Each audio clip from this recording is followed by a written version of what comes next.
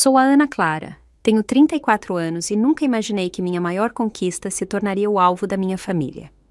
Depois de batalhar para sair do zero e comprar a minha casa, fiquei em choque quando meus pais reapareceram, depois de 5 anos de silêncio, exigindo que eu a vendesse para cobrir uma dívida de R$ 260 mil da minha irmã Vanessa.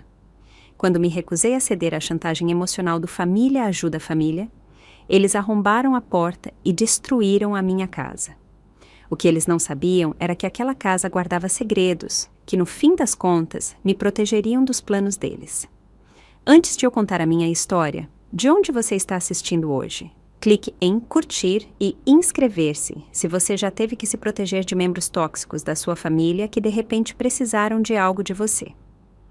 Crescendo em um bairro de classe média em São Paulo, nossa família parecia normal por fora. Meus pais tinham empregos estáveis, morávamos em um bairro tranquilo e nunca nos faltou o necessário. Mas por baixo daquela aparência de estabilidade da classe média, havia uma dinâmica que favorecia minha irmã mais nova, Vanessa, desde o momento em que ela nasceu. Vanessa era a filha de ouro, abençoada com um carisma natural e um talento artístico que meus pais exibiam em todas as oportunidades. Peças de teatro na escola, concursos de arte, shows de dança. Vanessa era a estrela e meus pais os maiores fãs. Enquanto isso, eu era prática, estudiosa e responsável. Características que me renderam o papel de segunda opção da família, em vez de qualquer reconhecimento. A Ana é tão independente. Minha mãe dizia aos parentes com um sorriso que nunca chegava aos olhos. Ela se vira sozinha. O que ela queria dizer era que eu tinha aprendido a me virar porque ninguém viria me ajudar. Quando fiz 16 anos, já tinha empregos de meio período e mantinha notas de honra. Eu economizava cada centavo para a faculdade, porque meus pais tinham deixado claro que a educação da Vanessa teria prioridade. Ela tem talentos especiais que precisam ser cultivados. Meu pai me explicou quando perguntei sobre o plano de poupança para minha faculdade. Você é inteligente o suficiente para se virar. E foi o que eu fiz. Trabalhei 30 horas por semana durante o ensino médio, ganhei uma bolsa parcial, peguei empréstimos modestos e me formei em administração em uma universidade estadual. Enquanto isso, a Vanessa frequentou uma escola de arte exclusiva no Rio de Janeiro, com meus pais cobrindo sua mensalidade, o aluguel do apartamento e as despesas de moradia. Depois de me formar, consegui um cargo inicial em uma empresa de serviços financeiros em São Paulo. O salário era modesto, mas eu estava determinada a construir uma carreira. Vivi de forma econômica, dividia apartamento com amigos, levava marmita para o trabalho e paguei lentamente meus empréstimos estudantis, enquanto construía um fundo de emergência. Vanessa, por outro lado, saltava de um projeto criativo para outro, ligando para meus pais sempre que precisava de mais dinheiro para o aluguel ou materiais para sua mais nova visão artística. O limite foi alcançado 5 anos atrás. Vanessa havia convencido meus pais a investirem em sua galeria de arte. Ela havia encontrado um espaço perfeito em Ipanema, que, segundo ela, seria a plataforma de lançamento de sua carreira.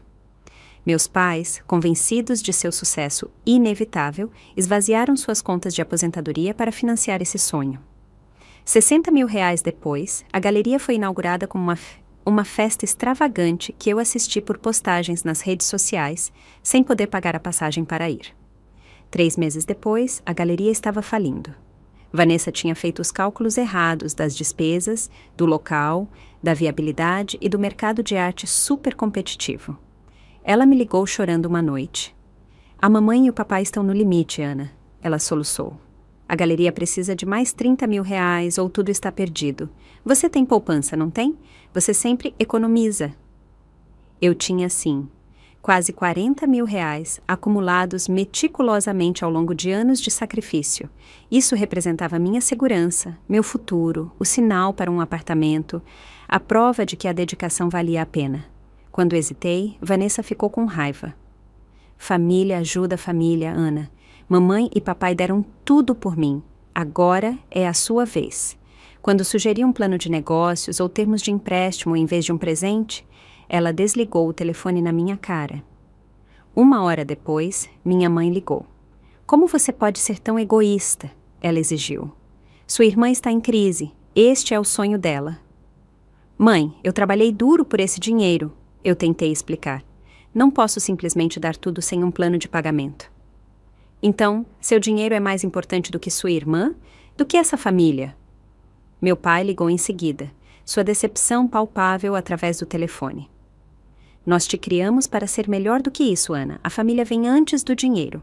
A ironia de que eles nunca tinham aplicado esse princípio à minha educação ou carreira aparentemente não os afetava. Quando me mantive firme, meu pai me deu o ultimato que mudaria tudo. Se você não pode apoiar essa família em seu momento de necessidade, então talvez você não faça parte desta família. Lembro-me do silêncio que se seguiu, de como meu coração pareceu parar por um momento. Você não está falando sério, eu sussurrei. Faça sua escolha, Ana, sua irmã ou seu dinheiro. Eu fiz minha escolha. Fiquei com minhas economias. E fiel à sua palavra, meu pai me cortou. Minhas ligações ficaram sem resposta, cartões de aniversário foram devolvidos, convites para festas de fim de ano nunca vieram. Minha mãe me bloqueou nas redes sociais e disseram aos parentes que eu havia abandonado a família em seu momento de necessidade. A galeria falhou de qualquer forma. Vanessa voltou a morar com meus pais, com seu sonho destruído, mas seu status de a parte prejudicada intacto. Fui pintada como a vilã que poderia ter salvado tudo, mas escolheu não fazê-lo. Aquelas primeiras festas de fim de ano sozinha foram brutais. Chorei no Natal e no meu aniversário. Comecei a fazer terapia, tentando processar o abandono e o amor condicional que tinham definido minhas relações familiares. Minha terapeuta me ajudou a ver que a dinâmica sempre tinha sido doentia, que eu tinha sido a bode expiatório da família, enquanto Vanessa era a filha de ouro, e que estabelecer limites financeiros não era apenas razoável, mas necessário. Nos anos seguintes, me dediquei à minha carreira. Ganhei promoções, aumentei meu salário e continuei com meus hábitos de poupança disciplinados. Meu fundo de emergência voltou a crescer e comecei a pesquisar programas de compra de casa para compradores de primeira viagem. Se minha família não seria minha rede de segurança, eu construiria uma, tijolo por tijolo. 3 anos após o afastamento, me vi caminhando por uma encantadora casa antiga dos anos 1920, em um bairro tranquilo nos arredores da cidade de Curitiba. No momento em que pisei na ampla varanda da frente, com suas colunas sólidas e seu corrimão tradicional, algo ressoou profundamente dentro de mim. Essa casa estava lá há quase um século, resistindo a inúmeras tempestades, crises econômicas e famílias em mudança. Havia força em seus alicerces. A proprietária anterior era a neta do construtor original. A corretora explicou enquanto percorríamos o interior. Ela morou aqui por 40 anos e cuidou impecavelmente das características originais. Passei meus dedos pelo corrimão de madeira de carvalho, admirei as estantes embutidas que ladeavam a lareira de tijolos e me maravilhei com os vitrais que projetavam padrões de arco-íris nos pisos de madeira. Ao contrário dos condomínios modernos e estéreis que eu tinha visitado, esta casa parecia ter histórias para contar, como se tivesse sobrevivido. O preço estava no limite superior do meu orçamento, mas depois de anos de poupança disciplinada e uma promoção recente, eu podia pagar. Fiz uma oferta naquela mesma noite e depois de uma breve negociação, ela foi aceita. O dia em que assinei os documentos de compra e recebi as chaves foi talvez o momento de maior orgulho da minha vida. Ninguém me deu isso de mão beijada. Ninguém facilitou. Essa conquista era só minha. Os primeiros meses foram de muita atividade. Embora a casa estivesse estruturalmente sólida, precisava de reformas. Eu pintei cada cômodo sozinha, ficando acordada até tarde depois do trabalho e dedicando os fins de semana à transformação. Lixei e pintei armários, troquei luminárias antigas e aprendi o básico de encanamento para instalar uma nova pia no banheiro. Cada projeto concluído parecia a recuperação de um pedaço de mim mesma. Enquanto trabalhava na casa, também construía uma vida ao redor dela. Convidei colegas para jantares, entrei para a associação de moradores e fiz amizade com o casal de idosos da casa ao lado, que compartilhavam histórias sobre a história da região. Plantei uma horta no quintal com os conselhos da Dona Lúcia, do outro lado da rua, que cultivava tomates há 40 anos. Essas conexões formaram uma família escolhida, que preencheu o vazio deixado pela minha família biológica. Celebramos feriados juntos, compartilhamos recursos e criamos novas tradições. Quando o Natal se aproximava, em vez de enfrentar mais uma refeição solitária, organizei um amigo secreto que encheu minha sala de jantar de risadas e afeto genuíno. Minha carreira continuou a florescer também. Fui promovida a consultora financeira sênior, onde me especializei em ajudar clientes a estabelecerem uma relação saudável com o dinheiro. Havia uma certa ironia no fato de que os mesmos limites que me custaram minha família agora me permitiam ajudar outras pessoas a evitar armadilhas semelhantes. Dinheiro nunca é só sobre dinheiro, eu dizia aos meus clientes. É sobre valores, prioridades e limites. Esclarecer isso primeiro torna as decisões financeiras muito mais fáceis. Minha casa se tornou mais do que um abrigo. Era meu santuário e uma conquista materializada. Cada parcela da hipoteca parecia uma afirmação. Cada melhoria refletia meus valores e gostos, não concessões feitas para agradar os outros. Pela primeira vez na vida, eu estava criando um espaço que honrava minhas necessidades sem pedir desculpas.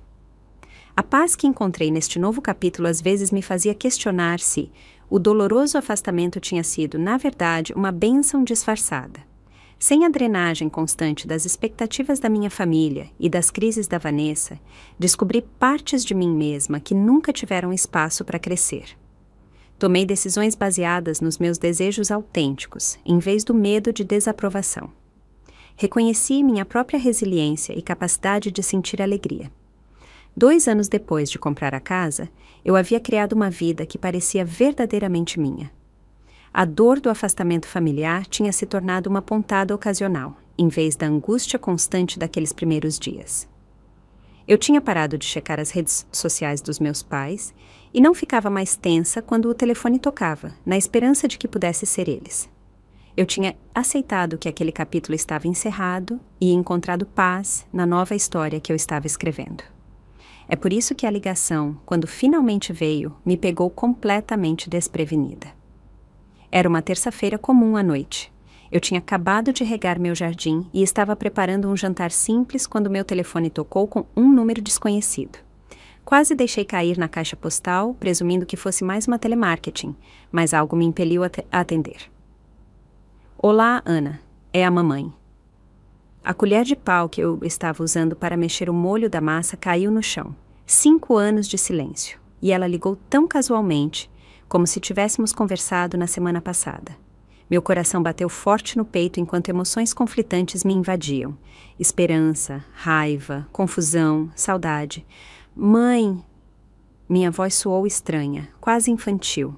Sim, querida, como você está? A normalidade de seu tom foi desorientadora. Nenhum reconhecimento dos anos de silêncio, nenhuma desculpa, nenhuma explicação, apenas como você está, como se estivesse me ligando para saber como foi uma semana corrida. Estou surpresa em receber sua ligação, consegui dizer. Bem, temos pensado em você.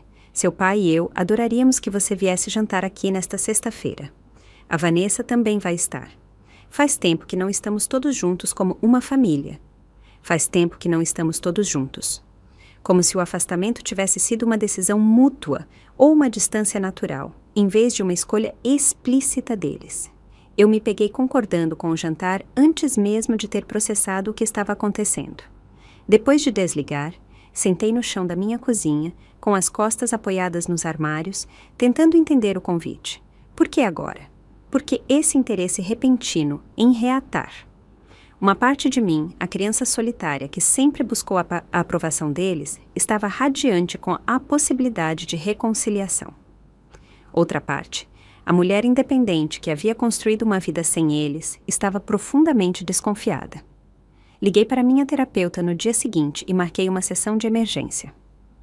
O que você espera que aconteça neste jantar? Perguntou a doutora Rivers, depois que eu expliquei a situação. No melhor dos cenários, eles pedem desculpa, reconhecem o quão injustos foram e começamos a reconstruir uma relação mais saudável, eu disse. E o que você acha que é mais provável de acontecer? Suspirei. Eles querem algo. Não estariam me procurando depois de tanto tempo sem um motivo. A doutora Rivers assentiu. É importante ir com expectativas realistas. Que limites você precisa manter para o seu próprio bem-estar? Passamos o resto da sessão nos preparando. Eu não discutiria minhas finanças ou o sucesso da minha carreira a menos que eles perguntassem diretamente. Eu não me desculparia pela minha decisão de 5 anos atrás. Eu iria embora se a conversa se tornasse manipuladora ou abusiva. Diretrizes simples para proteger a autoestima que eu tinha trabalhado tanto para construir. A noite de sexta-feira chegou e me peguei dirigindo para a casa da minha infância com um nó de ansiedade no estômago. Escolhi minha roupa com cuidado. Profissional, mas não chamativa. Arrumada, mas sem exagerar. Levei uma garrafa de vinho de preço médio como presente para os anfitriões. Normal o suficiente para ser educada, mas não tão cara a ponto de sugerir excesso financeiro. A casa parecia diferente do que eu me lembrava. O jardim estava descuidado, a pintura externa se descascando em alguns lugares, e os canteiros de flores, que minha mãe costumava cuidar meticulosamente, agora estavam cheios de mato. Esses pequenos sinais de abandono me inquietaram enquanto eu caminhava até a porta da frente. Meu pai atendeu a minha batida, e me impressionei com o quanto ele havia envelhecido. Seus cabelos estavam completamente grisalhos. Novas linhas profundas marcavam os cantos da sua boca e olhos. E ele havia perdido peso, as roupas penduradas em seu corpo de forma larga. "Ana", ele disse, sua expressão ilegível. "Pode entrar." Nenhum abraço, nenhuma recepção calorosa, apenas uma saudação superficial que pouco fez para preencher a lacuna de 5 anos. Entrei na casa e fui imediatamente envolvida por uma nuvem de perfume quando minha mãe saiu da cozinha. "Aí está ela", ela exclamou com uma alegria que parecia forçada. Ela me abraçou brevemente, depois me segurou a uma distância. "Deixa-te te ver, ainda tão séria. Você precisa sorrir mais, querida." Assim, eu fui transportada de volta a todas as reuniões de família em que minha aparência, meu comportamento ou minhas conquistas haviam sido sutilmente consideradas deficientes. Respirei fundo, lembrando do conselho da doutora Rivers de me manter centrada na minha versão adulta. "É bom ver você também, mãe", eu disse calmamente. "A casa parece familiar." Ela acenou de forma desdenhosa. "Ah, estávamos querendo fazer algumas reformas. Você sabe como é, nunca há tempo ou dinheiro suficiente para tudo." Essa referência casual a restrições financeiras aumentou ainda mais minha guarda. Fomos para a sala de estar, onde notei que várias peças de mobília estavam faltando, substituídas por alternativas mais baratas. A obra de arte cara que antes pendurava nas paredes havia sumido, com fotos de família em molduras baratas em seu lugar. "A Vanessa vai se atrasar um pouco", minha mãe explicou enquanto servia vinho em copos que não combinavam. "Ela tinha um compromisso que não podia perder, mas ela está tão empolgada em te ver." Enquanto esperávamos minha irmã, meus pais me fizeram perguntas que se tornaram cada vez mais pessoais. "Então, onde você está morando hoje em dia? Ainda naquela empresa financeira? Você foi promovida? Comprar uma casa nesta economia deve ser um desafio. Você ainda está morando de aluguel?" Respondi com sinceridade, mas de forma vaga, mencionando minha promoção sem especificar meu salário, reconhecendo a compra da casa sem discutir o valor ou a localização. A cada resposta, notei que meus pais trocavam olhares, o interesse deles na minha situação financeira se tornando cada vez mais aparente. "E você ainda está solteira?" minha mãe perguntou com uma familiar nota de decepção. "Estou focada na minha carreira e na minha casa agora", eu respondi. "Isso me mantém ocupada."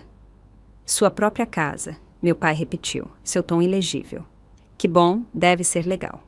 Antes que eu pudesse responder, a porta da frente se abriu de repente, e Vanessa entrou como um furacão.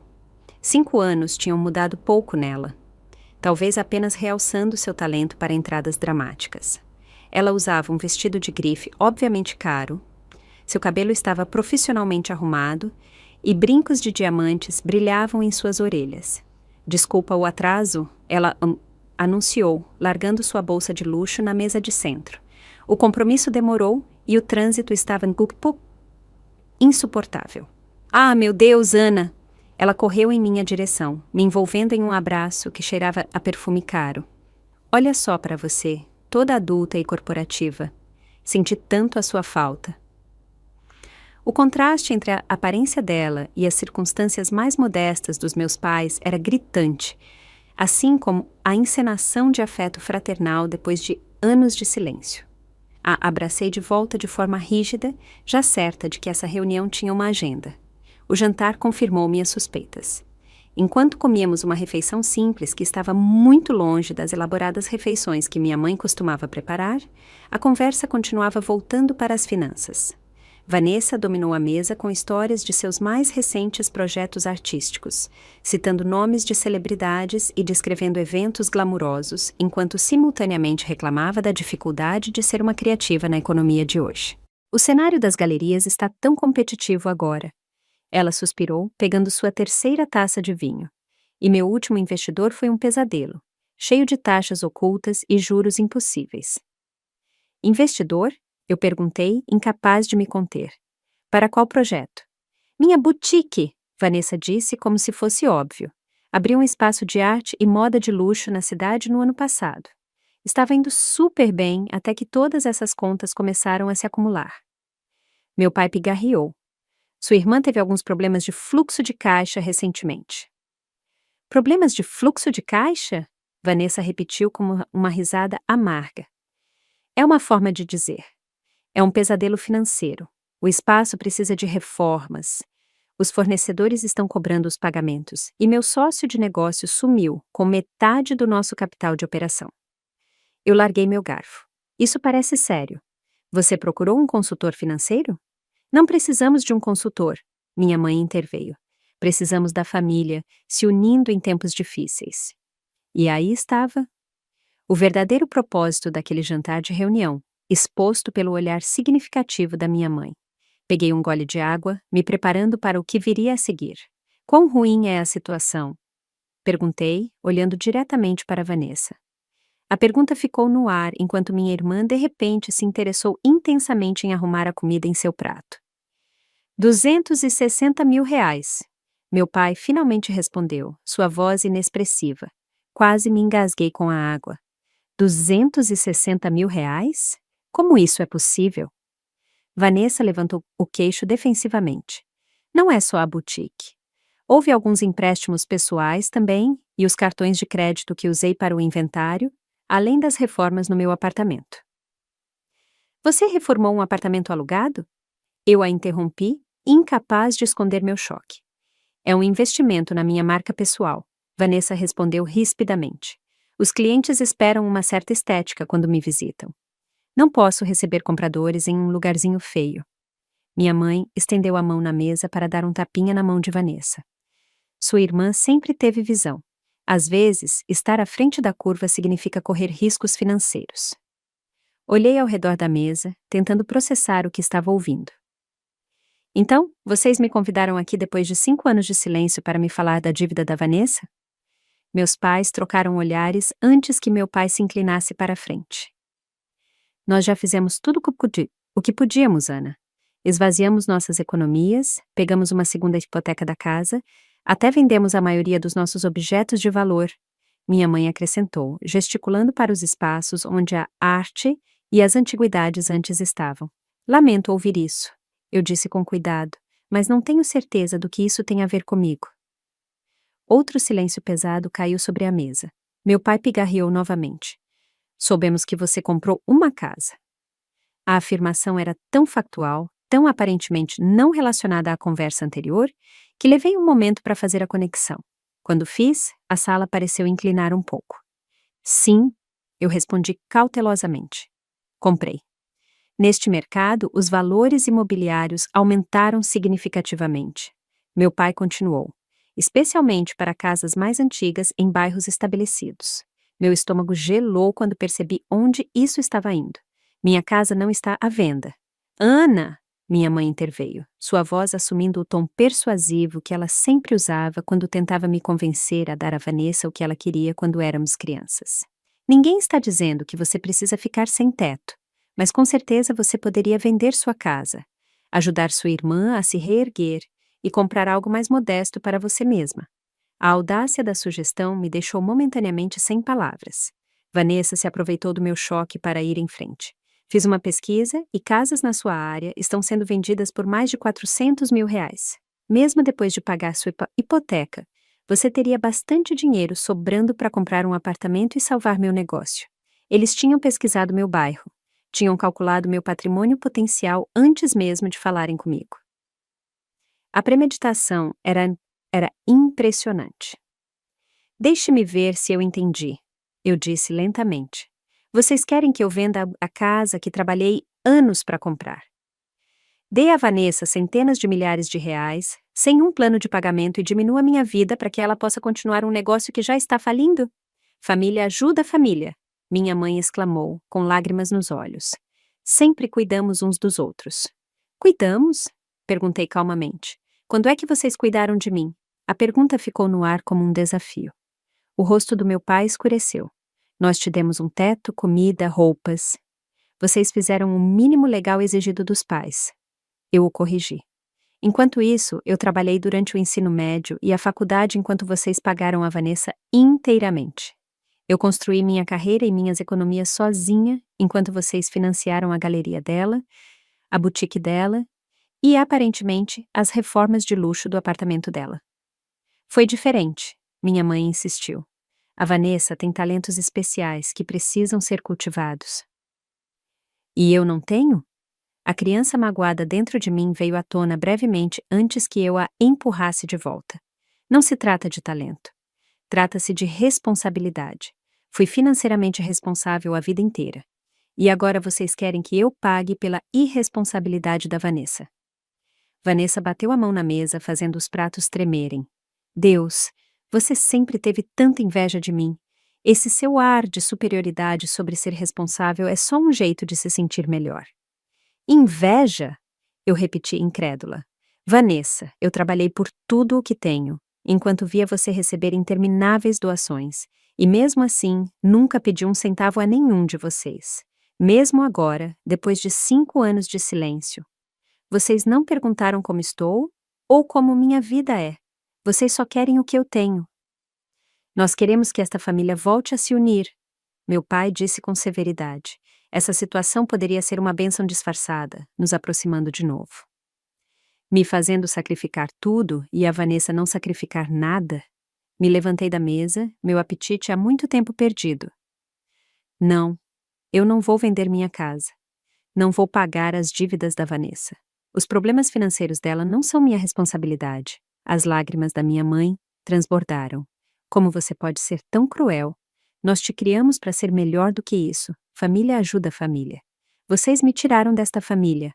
Eu a lembrei.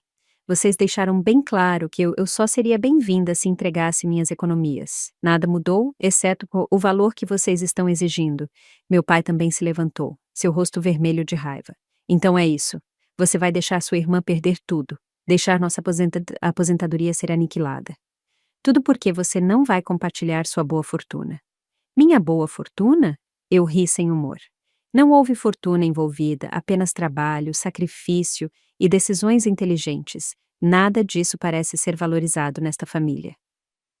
Sua criança ingrata e egoísta, meu pai cuspiu. Depois de tudo o que fizemos por você. O que exatamente vocês fizeram por mim nos últimos 5 anos, pai?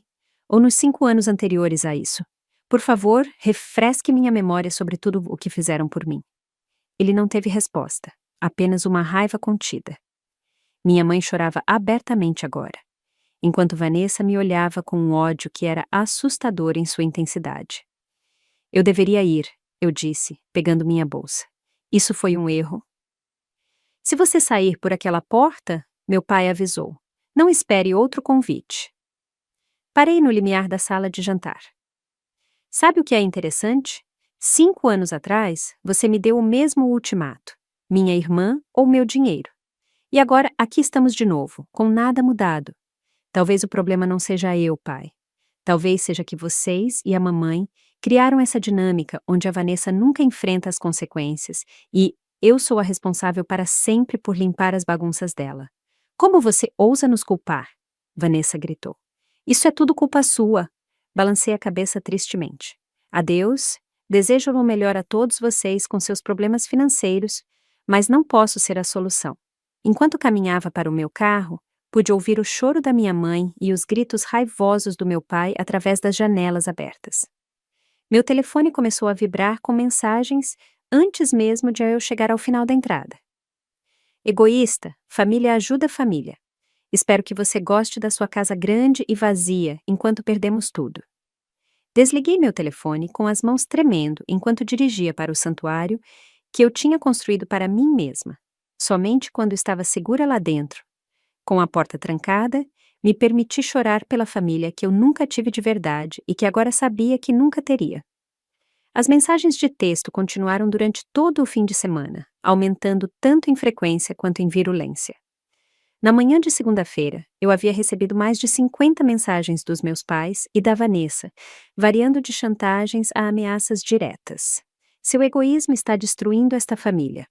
O papai teve que ir para a emergência por causa do estresse. Espero que você esteja feliz. Sabemos onde você mora. Vamos lembrar disso quando você precisar de ajuda algum dia.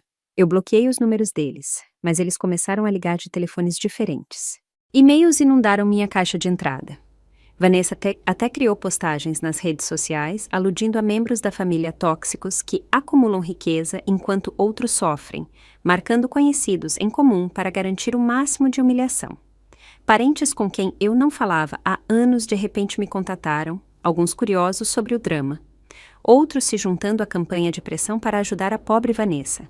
A narrativa da família havia sido claramente estabelecida. Eu era a vilã, a irmã insensível com uma casa grande que se recusou a salvar sua irmã em dificuldades. Sabe, sua prima Fernanda vendeu o carro dela para ajudar o irmão a pagar a faculdade. Minha tia escreveu em um e-mail particularmente incisivo. É isso que uma família de verdade faz. Apesar de saber que eu tinha tomado a decisão certa, a enxurrada de mensagens me afetou. Me peguei duvidando, me perguntando se eu era mesmo a pessoa egoísta que eles descreviam. Minha terapeuta trabalhou horas extras naquela semana. Eles estão usando táticas clássicas de manipulação, a doutora Rivers me lembrou. A culpa, as ameaças, a vergonha pública. São tentativas de controlar seu comportamento porque a discussão racional não funcionou. Mas e se eles realmente perderem tudo? Perguntei, expressando o medo que me mantinha acordada à noite. Isso seria lamentável, mas seria a consequência das escolhas deles, não suas. Você não é responsável por consertar problemas que não criou, Ana. Encontrei conforto nessas palavras e no apoio dos amigos verdadeiros que conheciam a mim de verdade. Minha vizinha, Dona Lúcia, me trouxe pão caseiro quando notou que eu parecia estressada. Meu colega de trabalho, Marcelo, ofereceu conselhos legais sobre assédio. Minha amiga Clara ficou comigo por 2 noites quando as ligações se tornaram particularmente agressivas. Assim que a tempestade parecia estar diminuindo, a campainha tocou em uma manhã de sábado. Olhei pelo olho mágico e vi meus pais parados na minha varanda, parecendo submissos e quase arrependidos. Contra meu bom senso, abri a porta. — O que vocês estão fazendo aqui? Perguntei, sem dar um passo para o lado para deixá-los entrar. — Viemos conversar. Minha mãe disse suavemente. — Podemos entrar, por favor? Contra os avisos que soavam na minha cabeça, eu os deixei entrar. Eles ficaram na minha entrada, avaliando com disfarçado interesse a casa que nunca tinham visto. — Isto é adorável, minha mãe comentou. Você se deu bem na vida. — Obrigada, respondi de forma rígida. O que vocês queriam conversar? Meu pai suspirou pesadamente. Talvez tenhamos sido precipitados na outra noite. Foi um choque te ver depois de tanto tempo, e o estresse desta situação com a Vanessa tem sido esmagador. Sentimos sua falta, minha mãe acrescentou, seus olhos se enchendo de lágrimas bem ensaiadas. Toda essa briga não é o que queremos. Somos família, apesar de tudo.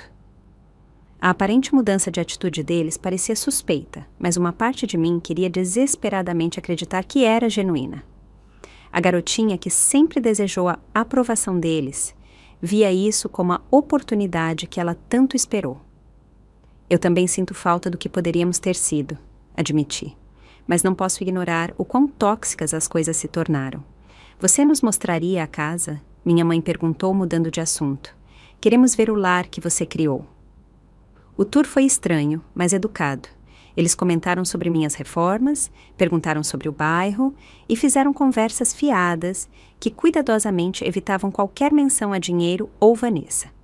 Parecia quase normal essa performance de pais interessados, e me peguei relaxando um pouco, até chegarmos ao meu escritório em casa. É aqui que eu trabalho às vezes, expliquei, mostrando a eles o cômodo que eu tinha montado com uma mesa, computador e armários de arquivo. Minha mãe foi até minha mesa, olhando os papéis lá com interesse óbvio. Então é aqui que você guarda todos os seus documentos importantes, papéis da hipoteca e tal. A pergunta casual fez os alarmes soarem, alguns deles. A maioria é digital agora. Meu pai abriu meu armário sem perguntar, notando as caixas de arquivo guardadas lá. Muito organizada, sempre foi meticulosa com suas coisas. Enquanto o tour continuava, notei minha mãe parando perto do gancho de chaves, perto da minha porta dos fundos, onde eu mantinha minha chave extra da casa. Ela parecia estar memorizando a localização, seus olhos alternando entre as chaves, e eu, para ver se eu notava o interesse dela. Quando voltamos para a sala de estar, a conversa inevitavelmente voltou para Vanessa. Temos pensado em opções. Meu pai começou com cautela. Talvez haja um meio termo que possa ajudar a todos, como... Como o quê? Perguntei, já sabendo onde isso ia dar. E se você fizesse um empréstimo de capital de giro, em vez de vender a casa? Minha mãe sugeriu alegremente, como se essa alternativa brilhante tivesse acabado de ocorrer a ela. Você poderia manter sua casa e ainda assim ajudar sua irmã. E lá estava. O verdadeiro propósito da visita deles. A razão para a mudança repentina de tática. Eles ainda queriam o valor da minha casa, apenas através de um mecanismo diferente. Um empréstimo que eu seria responsável por pagar, eu esclareci. Enquanto dou o dinheiro para Vanessa, que demonstrou que não consegue gerenciar finanças. Nós ajudaríamos com os pagamentos, meu pai ofereceu, de forma pouco convincente. Seria um esforço de família. Como o esforço de família para pagar minha faculdade? Perguntei de forma incisiva. Ou o esforço de família para me apoiar quando eu estava começando minha carreira? Suas expressões endureceram com a minha recusa em entrar no jogo. Acho que é hora de vocês irem embora, eu disse firmemente. Você está mesmo determinada a nos ver sofrer, minha mãe disse, seu tom conciliador desaparecendo instantaneamente, depois de tudo o que sacrificamos por você. Por favor, vão embora, repeti, caminhando em direção à porta. Esta conversa acabou. Para minha surpresa, eles cederam sem mais discussões. Meu pai até assentiu de forma rígida enquanto saíam, quase respeitosamente. Estaremos em contato, ele disse. Pense no que discutimos. A partida fácil deles me deixou desconfortável. Enquanto os via se afastarem de carro, não consegui me livrar da sensação de que este não era o fim da campanha deles, apenas uma mudança de estratégia. Meus instintos gritavam que algo estava errado, que o reconhecimento da minha casa tinha um propósito além da reconciliação. Verifiquei todas as minhas fechaduras naquela noite e fiz uma anotação mental para procurar um sistema de segurança. A paz que eu tinha cultivado na minha casa de repente parecia frágil, ameaçada pelas mesmas pessoas que deveriam ter sido suas mais firmes defensoras. 3 dias após a visita dos meus pais, voltei do trabalho e encontrei minha porta da frente um pouco entreaberta. Meu estômago gelou enquanto me aproximava, cautelosamente, ouvindo sons abafados vindos de dentro. Pegando meu telefone para ligar para a polícia, hesitei, me perguntando se estava exagerando por causa de uma porta que eu poderia ter esquecido de fechar direito naquela manhã. Essa hesitação desapareceu quando ouvi um barulho de algo caindo, seguido pela voz da minha mãe. Verifique o escritório de novo. A escritura tem que estar em algum lugar. Completei a ligação, sussurrando meu endereço para o atendente e explicando que minha casa estava sendo roubada. O operador me aconselhou a ficar do lado de fora e esperar os policiais. Mas quando ouvi outro barulho e o som de vidro quebrando, algo em mim se rompeu. Esta era a minha casa, meu santuário, sendo violada pelas mesmas pessoas que deveriam ter a respeitado mais. Empurrei a porta totalmente, e a cena que me cumprimentou me roubou o fôlego. Minha sala de estar estava uma bagunça. As estantes haviam sido esvaziadas, os livros jogados no chão, as almofadas do sofá estavam rasgadas, o enchimento espalhado pelo piso de madeira. Molduras de fotos estavam quebradas e, escrito na minha parede com o que parecia ser batom, havia uma única palavra: egoísta. O que vocês estão fazendo? Eu gritei, fazendo meu pai se virar de onde ele estava, puxando as gavetas da mesa no canto. Ana! Minha mãe saiu do corredor, parecendo surpresa, mas não arrependida. Você chegou cedo. Cedo? Esta é a minha casa. O que vocês fizeram? Gesticulei descontroladamente para a destruição ao meu redor. Vanessa apareceu do meu quarto segurando uma pilha de papéis. Encontrei os documentos da hipoteca. Ela anunciou antes de me ver na porta. Sua expressão de triunfo vacilou apenas ligeiramente. Você não entende? Meu pai disse, seu tom estranhamente calmo dadas as circunstâncias. Isso é para o seu próprio bem, pela família. Meu próprio bem? Vocês arrombaram minha casa e destruíram minhas coisas? Eu estava tremendo agora, com o telefone ainda na mão, com a atendente da polícia ouvindo. Estamos te ensinando uma lição valiosa sobre prioridades, minha mãe disse, como se isso explicasse tudo. Coisas podem ser substituídas, a família não. É isso que é? Uma lição? Olhei ao redor para a devastação da minha casa cuidadosamente cuidada. Invasão de propriedade, destruição de bens, isso são crimes. O que vocês fizeram aqui é crime. Não seja tão dramática, Vanessa zombou, ainda segurando meus documentos financeiros. É só um monte de coisas. Coisas que você valoriza mais do que sua própria irmã. A polícia já está a caminho, eu os informei, minha voz mais firme do que eu me sentia. Todos vocês precisam sair agora. Em vez de parecerem preocupados, meu pai riu. A polícia? Você chamaria a polícia para seus próprios pais? Eles não vão fazer nada, somos família. Temos todo o direito de estar aqui.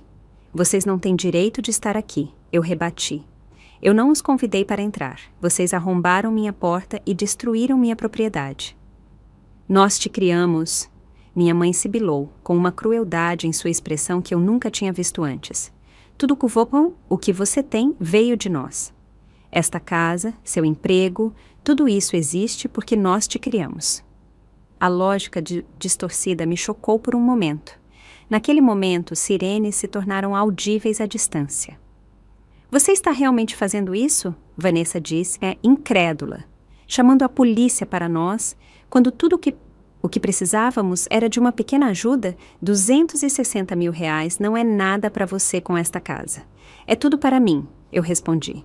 Esta casa representa anos de trabalho, sacrifício e independência que nenhum de vocês jamais respeitou ou reconheceu. As sirenes ficaram mais altas e o pânico finalmente se registrou nos rostos dos meus pais.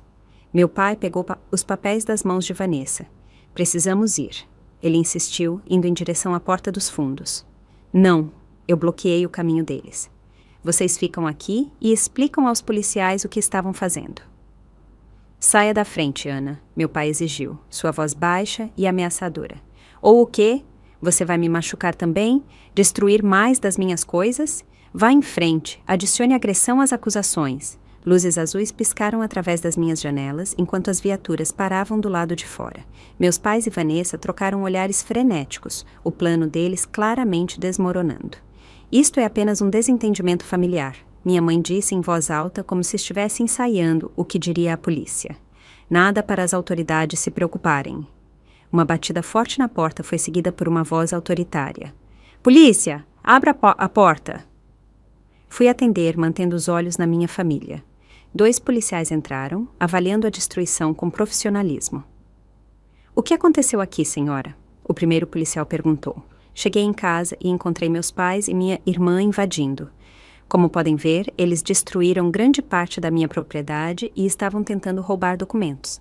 Minha voz estava surpreendentemente calma, enquanto eu apontava para os papéis ainda apertados na mão do meu pai. Isso é ridículo! Minha mãe protestou. Somos a família dela, estávamos apenas visitando. A senhora tinha permissão para entrar na casa? O policial perguntou a ela diretamente. Não precisamos de permissão, somos os pais dela. A segunda policial, uma mulher mais velha, com uma atitude direta, balançou a cabeça. Não é assim que a lei funciona, senhora. As casas de filhos adultos não são extensões da propriedade dos pais. Tudo isso é um mal-entendido.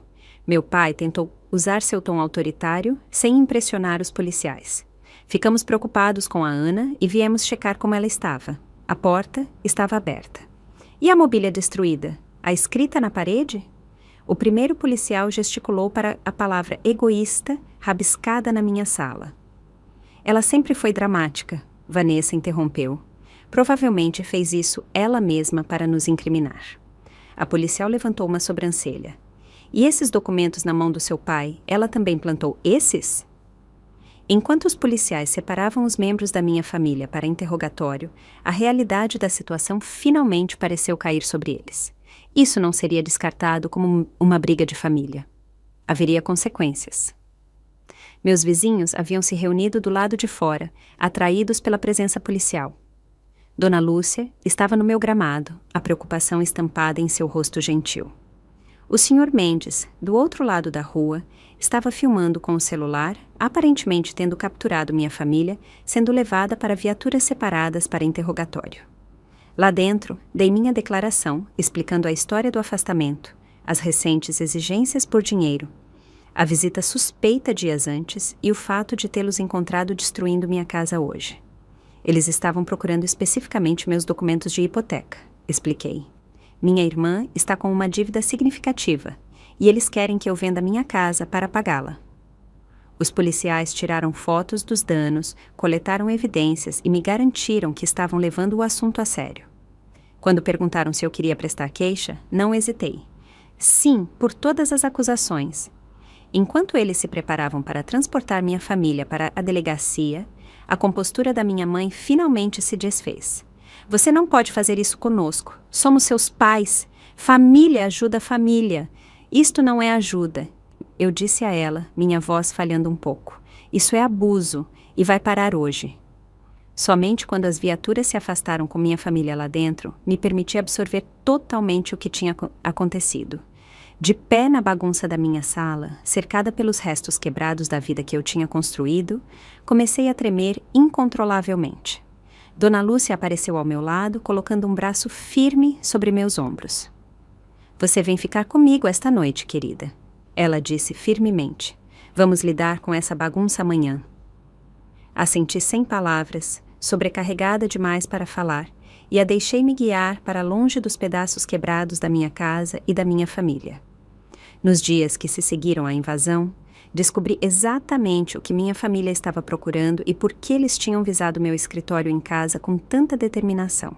Enquanto limpava a bagunça que eles haviam deixado para trás, encontrei um envelope que havia caído atrás da minha mesa no caos. Dentro estava um documento do qual eu quase me esquecera, o certificado de tombamento da minha casa. Quando comprei a propriedade, a proprietária anterior havia mencionado que a casa estava listada no registro histórico local devido à sua importância arquitetônica e à sua conexão com um proeminente construtor do início do século XX. Na época, eu tinha visto isso como um detalhe charmoso que adicionava caráter à minha casa. O que eu não tinha apreciado totalmente era a proteção legal que esse status proporcionava. Como uma propriedade tombada, minha casa não poderia ser vendida sem a aprovação da sociedade histórica. Qualquer comprador estaria sujeito a diretrizes de reforma rígidas e requisitos de preservação. Além disso, certos elementos arquitetônicos, incluindo a marcenaria original e os vitrais, eram especificamente protegidos e não podiam ser removidos ou alterados significativamente. Essa documentação explicava por que minha família estava tão desesperada para encontrar os papéis da minha propriedade. Uma venda padrão seria sinalizada durante o processo, revelando restrições que tornariam a casa muito menos valiosa como uma fonte rápida de dinheiro. Eles provavelmente tinham planejado usar meus documentos para encontrar maneiras de contornar essas restrições, ou até mesmo tentar falsificar minha assinatura em papéis de venda antes que esses problemas viessem à tona. A descoberta me levou direto ao escritório de uma advogada. Jéssica Oliveira era especialista tanto em direito imobiliário quanto em direito de família, o que a tornava unicamente qualificada para lidar com a minha situação. O que eles tentaram é altamente ilegal. Ela confirmou depois de analisar meu caso. Invasão de propriedade, destruição de bens, tentativa de roubo de documentos e o que parece ser um golpe imobiliário planejado. O que devo fazer agora? Eu perguntei, ainda me sentindo abalada. Primeiro, vamos pedir uma ordem de restrição. Dados os danos à sua casa e a clara intenção de cometer fraude financeira, você tem fortes motivos. Segundo, vamos documentar tudo para o processo criminal que o promotor está montando. Terceiro, vamos abrir um processo civil por danos à sua propriedade. Nas semanas seguintes, esses procedimentos legais se tornaram meu foco. A ordem de restrição foi concedida sem hesitação quando a juíza viu as fotografias da minha sala destruída e as mensagens ameaçadoras que minha família havia enviado. O processo criminal também avançou, com os 3 membros da família enfrentando múltiplas acusações. O que eu não tinha previsto foi a reação da Vanessa quando confrontada com as consequências reais. Durante a audiência da ordem de restrição, ela desmoronou no banco das testemunhas. Não era para ter chegado a tanto, ela soluçou. Só precisávamos dos papéis para ver quais eram as opções. O papai disse que não iríamos pegar nada, só olhar. Sob interrogatório, ela revelou toda a extensão de seus problemas financeiros. Cartões de crédito estourados, múltiplos empréstimos com juros altos, contratos de aluguel para itens de luxo que ela não podia pagar e um negócio de boutique que nunca deu lucro. A dívida de R$260 mil, na verdade, estava mais perto de 30 mil, quando todas as contas foram somadas. Mais chocante foi sua admissão de que meus pais estavam apoiando esse comportamento por anos, esvaziando suas contas de aposentadoria, pegando uma hipoteca reversa em sua casa e até vendendo relíquias de família para cobrir as despesas da Vanessa. A situação financeira deles era muito mais grave do que eu havia percebido, com a falência iminente e possivelmente a perda da casa. Não sabíamos o que mais fazer, minha mãe testemunhou, sua anterior arrogância substituída por desânimo. A Vanessa precisava de ajuda e você era a única com recursos. Vocês consideraram pedir à sua filha um empréstimo razoável com um plano de pagamento? A juíza perguntou, em vez de exigir que ela vendesse a casa ou invadir para roubar documentos. Ela teria dito não, meu pai murmurou. Ela já se recusou a ajudar há 5 anos. Estabelecer limites não é se recusar a ajudar, a juíza observou. É estabelecer parâmetros saudáveis para a assistência, algo que esta família parece ter dificuldade em entender. A ordem de restrição foi concedida por 1 ano, com provisões para extensão, se necessário. Minha família foi proibida de me contatar diretamente, de se aproximar a menos de 500 metros da minha casa ou local de trabalho, ou de me discutir nas redes sociais. As acusações criminais resultaram em liberdade condicional para meus pais e serviço comunitário para a Vanessa, juntamente com aconselhamento financeiro obrigatório para os 3. A juíza deixou claro que a clemência era condicional à sua obediência, à ordem de restrição e à conclusão da terapia familiar. O processo civil foi resolvido fora do tribunal quando o seguro dos meus pais concordou em cobrir os danos à minha casa. O acordo forneceu o suficiente para não apenas consertar o que havia sido destruído, mas para fazer melhorias que eu estava economizando, incluindo um sistema de segurança completo. Enquanto os assuntos legais se resolviam, a cura emocional começou. A violação da minha casa tinha deixado cicatrizes invisíveis que eram mais lentas para curar do que os danos físicos. Eu pulava com barulhos inesperados, checava as fechaduras repetidamente e dormia mal por meses. Mas com o tempo e a terapia contínua, essas reações começaram a desaparecer. Minha comunidade provou ser a maior fonte de cura. Vizinhos que eu mal conhecia antes do incidente se uniram para me ajudar, auxiliando com os reparos e me visitando regularmente. Dona Lúcia trazia o jantar todas as quartas-feiras. O Sr. Mendes instalou luzes com sensor de movimento ao redor da minha propriedade. Colegas cobriam minha carga de trabalho quando as audiências judiciais exigiam tempo livre. Essas conexões formaram uma rede de apoio mais forte do que qualquer uma que eu tinha conhecido enquanto crescia. Ao contrário do amor condicional que minha família biológica havia oferecido, Esses relacionamentos eram baseados em respeito mútuo e cuidado genuíno. 6 meses após a invasão, minha casa não estava apenas restaurada, mas melhorada. Nova pintura cobriu a palavra de ódio que havia sido rabiscada na minha parede. Mobília atualizada substituiu as peças danificadas.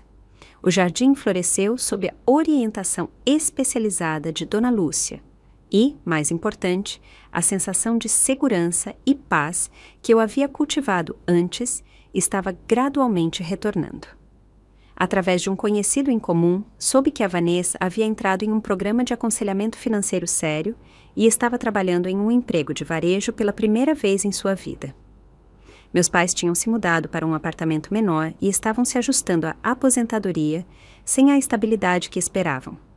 Essas mudanças, embora difíceis para eles, talvez fossem os primeiros passos em direção a padrões mais saudáveis. 1 ano após o incidente, quando a ordem de restrição se aproximava de sua data de expiração, recebi uma carta de Vanessa, encaminhada através da minha advogada, conforme permitido pelo tribunal. Ao contrário de suas comunicações anteriores, esta não continha exigências, acusações ou chantagens. Em vez disso, oferecia o que parecia ser um pedido de desculpas genuíno. Sinto muito pelo que fizemos com a sua casa e a sua confiança, ela escreveu. Estou começando a entender como minhas escolhas financeiras afetaram a todos e o quão injustas nossas expectativas em relação a você foram.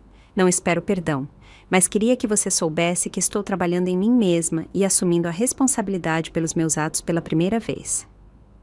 Não respondi imediatamente.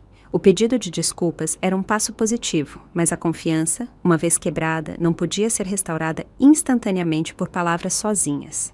Decidi esperar para ver se a mudança de comportamento seguiria a mudança na retórica. A experiência me ensinou que a família não é definida por sangue, mas por respeito, apoio e limites saudáveis. As pessoas que apareceram para mim durante meus momentos mais sombrios, que ajudaram a reconstruir não apenas minha casa, mas meu senso de segurança, eram minha verdadeira família. Enquanto estava sentada na minha varanda restaurada em uma noite quente, observando os vagalumes dançarem no meu jardim, senti uma paz que havia sido difícil de conquistar. Minha casa permaneceu meu santuário, fortalecida pelos desafios que havia suportado. E eu permaneci sendo quem eu sou, sem mais buscar a aprovação daqueles que provaram que não podiam dá-la incondicionalmente. Você já teve que se proteger de membros da família que se sentiam no direito de ter o que você conquistou com tanto esforço? A jornada da culpa à autoproteção nunca é fácil, mas às vezes é necessária.